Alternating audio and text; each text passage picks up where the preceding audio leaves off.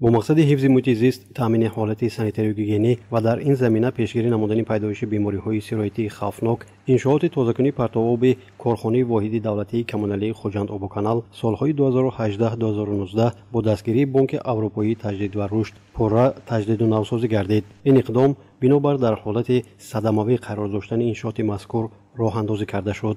عین زمان همه تجهیزات و دستگاه‌ها در حالت خوب کاری قرار داشته، پرتاب آبی وارد شده در مهلت معین کار کرد و بی‌ضرر گردانیده شده و بعداً به دریا انتقال می‌گردد. ما در این انشاءات آب قبول کرده و 4 حوض تازه کرده و بی‌ضرر گردانیده و دریا انتقال می‌نماییم. این انشاءات 24 ساعت کار فعالیت داریم. یکم مرحله تجهیزاتی خونقپک خونش را جدا کرده و دومش 4 حوضی آب تکشین کنک روان کرده می شود. دیگر اتفاقش این خلراتی که کرده می شود بعد بیولوژیسکی اچیسکی حاضر تقریبا در یک ماه 28,000 آب انتقال کرده می شود. این تجهیزات ها تا 65,000 متر کوبی در یک ماه آب می گیرد. در نتیجه تجدید و نوسازی کار انشاءات پررا اتوماتیک کرده شده، جریان کار از یک نقطه طبق برنامه مخصوص که به اشتراک آدم فعالیت میبرد نظارت کرده می شود. ما در نقطه اداره کنی تجهیزات های این انشاءات هستیم.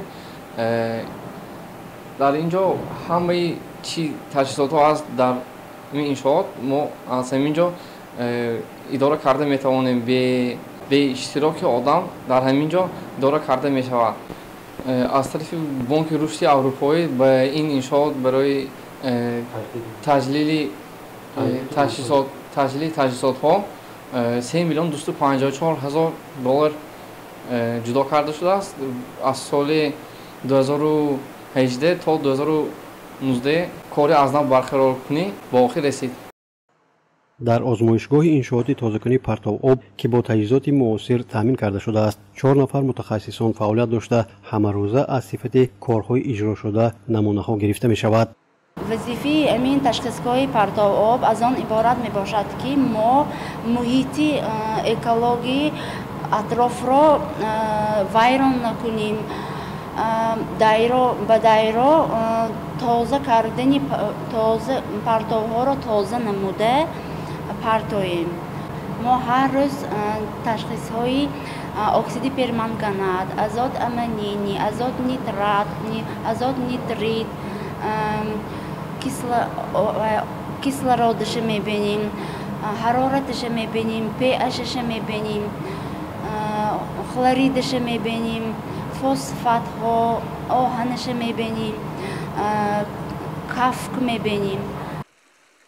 در وقت بنیاد همین شهرها انشاءات آب تازه‌کنی کارریزی طرحریزی و ساخته شده است. عین زمان گفتن ممکن است که از 35 انشاءات مذکور در حدود ولایت سوق واقع بوده تنها 5 عددش و یکی از اینها شهر خوجند فعالیت دارد. 3 عدد باقی مانده انشاءات پرتاب آب تازه‌کنی شهر و نواحی سالهای زیاد باز پررا از کار مانده‌اند.